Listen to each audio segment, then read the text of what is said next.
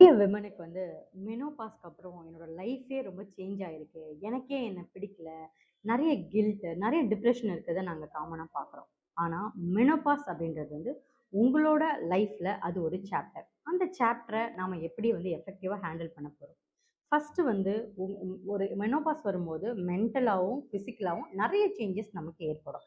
அத நீங்க அண்டர்ஸ்டாண்ட் பண்ணுங்க.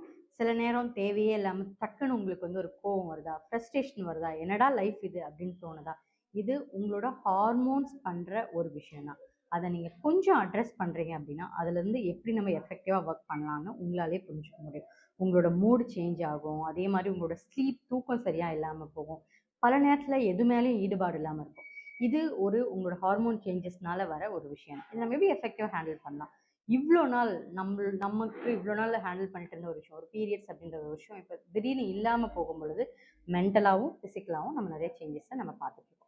ஸோ ஃபர்ஸ்ட்டு வந்து you have to take care of your health. ஒரு 20 மினிட்ஸ் ஒரு வாக்கிங் போங்க. உங்களோட மைண்டுக்கு தேவை ஒரு அமைதி தான். ஒரு கில்ட்டோ இல்ல நீங்க நான் அப்ப அப்படி இருந்தேனே, நான் அந்த அந்த டைம்ல எப்படியெல்லாம் எவ்வளோ ஆக்டிவா இருந்த ஒரு ஆள் இல்லையா? அப்படின்ற ஒரு கம்பேரிசன் இருக்கக்கூடாது. உங்களோட ஒரு நல்ல ஹெல்தி ஃபுட்டா எடுத்துக்கோங்க. முடிஞ்சா உங்களோட ஃப்ரெண்ட்ஸ், உங்களுக்கு பிடிச்சவங்களோட பேசுங்க. பிடிச்ச விஷயங்கள்ல டைம் ஸ்பெண்ட் பண்ணுங்க. உங்களோட பாடிய அமைதியாவும், கம்ஃபர்டபுளாவும் வச்சுக்க ட்ரை பண்ணுங்க. இந்த மெனோபாஸையும் ரொம்ப அழகாவும், அற்புதமாவும் நீங்க கடந்து வருவீங்க. பாய்.